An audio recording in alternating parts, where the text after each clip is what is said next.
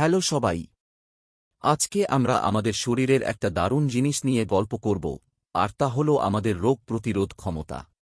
এটা এমন একটা প্রতিরক্ষা ব্যবস্থা যা আমাদেরকে জীবাণু, ভাইরাস আর অন্যান্য খারাপ জিনিস থেকে সুরক্ষিত রাখে। প্রথমেই আসি আমাদের প্রথম সারির সৈনিকদের কথায়, যাদেরকে বলে শ্বেত রক্তকণিকা। এরা সবসময় টহল দেয়, আর কোনো বিপদ দেখলেই ঝাঁপিয়ে পড়ে। অনেক রকমের শ্বেত রক্তকণিকা আছে, তবে সবচেয়ে গুরুত্বপূর্ণ হল ফ্যাগোসাইট আর লিম্ফোসাইট।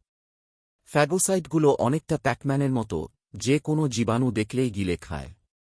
তারপর আছে লিম্ফোসাইট, যারা আবার দুই রকমের, বি কোষ আর টি কোষ। বি কোষগুলো অ্যান্টিবডি তৈরি করে, যা অনেকটা ছোট ছোট সৈনিকের মতো কাজ করে। এরা খারাপ জীবাণুগুলোকে চিনে ধরে আর ধ্বংস করে। আর টি কোষগুলো সরাসরি আক্রান্ত কোষগুলোকে ধ্বংস করে আর সার্বিকভাবে রোগ প্রতিরোধ ক্ষমতাকে নিয়ন্ত্রণ করে। কখনো ভেবে দেখেছেন, অসুখ হলে জ্বর কেন আসে? আসলে জ্বর হওয়া মানে আমাদের শরীর ভেতরের তাপমাত্রা বাড়িয়ে জীবাণুদের বাঁচা কঠিন করে তোলে।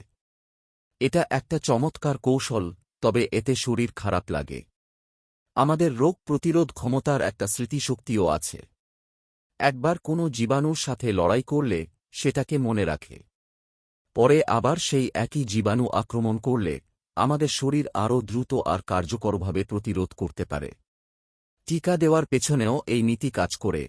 টিকা আমাদের অসুস্থ না করেই আমাদের রোগ প্রতিরোধ ক্ষমতাকে প্রশিক্ষণ দেয়, যাতে ভবিষ্যতে আমরা সুরক্ষিত থাকি। তবে মনে রাখবেন, আমাদের রোগ প্রতিরোধ ক্ষমতা অজেয় নয়।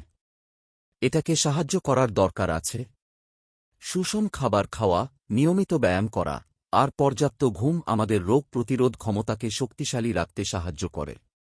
তাহলে আজ এতটুকুই, আমাদের অসাধারণ রোগ প্রতিরোধ ক্ষমতার একটা ছোট্ট সফর।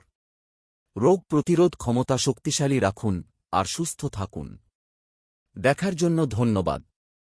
আর হ্যাঁ, লাইক, শেয়ার আর সাবস্ক্রাইব করতে ভুলবেন।